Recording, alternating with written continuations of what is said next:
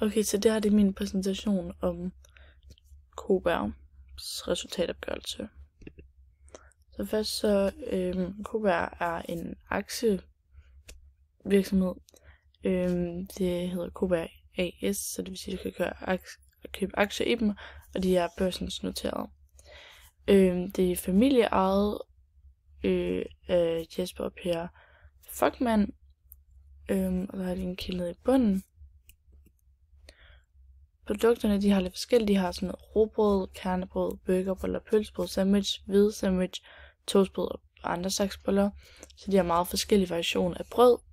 De er på B2B-markedet, hvor de sælger til detailvirksomheder som Netto og Føtex og andre supermarkeder, men de er også kommet på B2C-markedet via sådan websites rundt omkring. Og så i marts 2024 er de blevet en del af det her SMETA-autoritet, som er sådan på eksportmarkedet, så de er kommet sådan worldwide, så man kan købe den altså over det hele. Deres mission og vision. Deres mission lyder: vi bager igennem passionerede, faglige og nøje udvalgte råvarer. Bager vi med omtanke efter stolte danske traditioner til kunder i ind- og udland.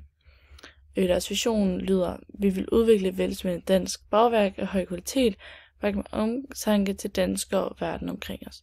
Og så har de det her motto med vi er bager, som man styrker det her med, at det sådan, at det gør noget ud af brød. Det er ikke bare sådan en stor fabrik. Det er sådan kvalitet.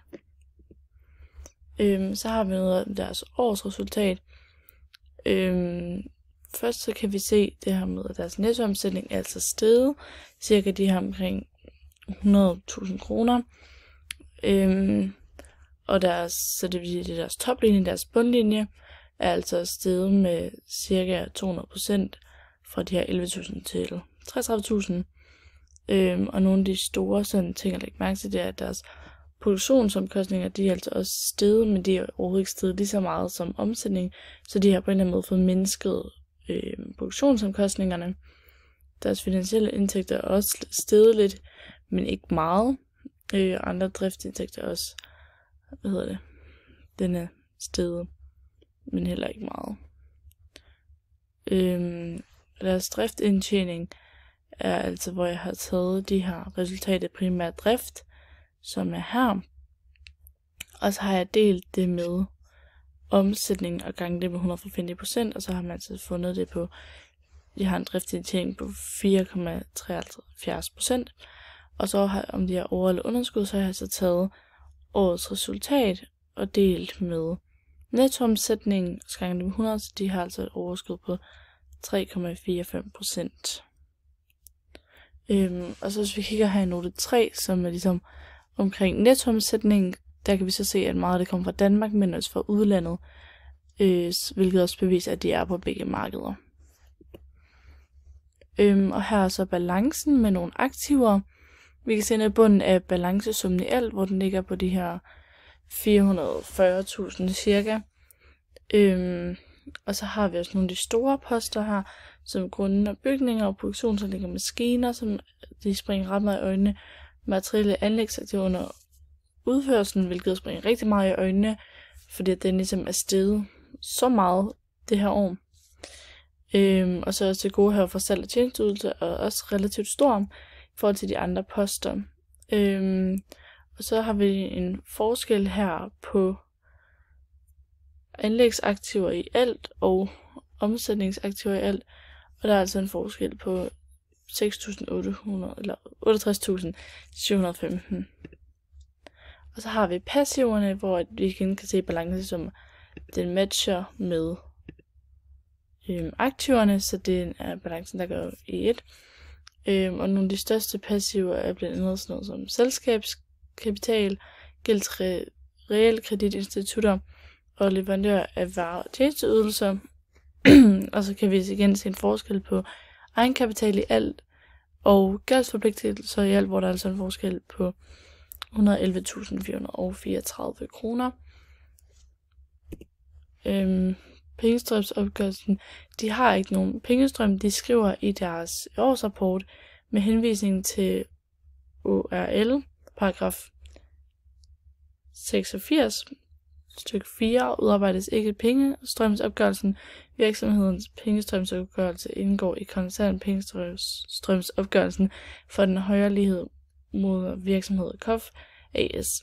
Så det er simpelthen fordi de ligger inde under nogle andre virksomheder, at de ikke selv skal lave pengestrøm, men det alle sammen er samlet ind i den her ene årsopgørelse, så de behøver ikke selv lave den. Og så har jeg 5 positive elementer.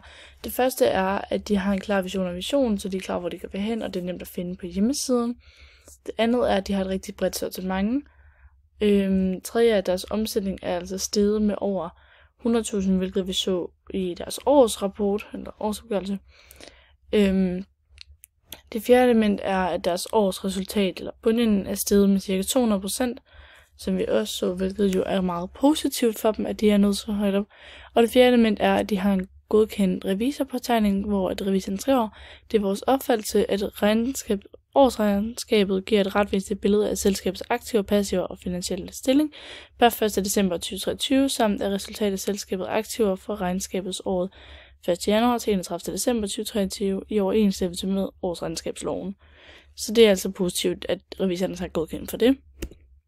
Så er der så også 5 negative, og vi har det første element, som er administrationsomkostningerne, de er altså steget med 15.000, så der kan man lige undre sig om, det er fordi, de har haft en forøget omsætning, og de har haft brug for mere personale, eller noget andet, salgsomkostninger eller osv. Og så det andet element er, at finansielle omkostninger er steget med ca. 2.000. Det er ikke en så stor post igen, men det er stadig en ting, der er steget. Men det er også relativt naturligt, når deres omsætning også er steget. Tredje element er, at der er fald i immaterielle anlægsaktiver, og der er fald på ca. 40%, og det kan på sigt sådan hæmme fremtidig vækst og vise, at det måske de har lidt manglende investeringer i nye projekter, og de derfor skal sådan bruge det til at skabe vækst, så det kan være, at de skal til at fokusere på det. Det fjerde element er, at der er fald i varebeholdning på ca. 10.000, og det kan være, fordi der er kommet mindre efterspørgsel, men det stemmer ikke helt overens med deres omsætning er steget så meget. Og det femte element er, at det er en høj gældsforpligtelse på ca. 61% af balancen, og det skaber dem en ret stor finansiel risici for fremtiden. Ja, det var egentlig bare det.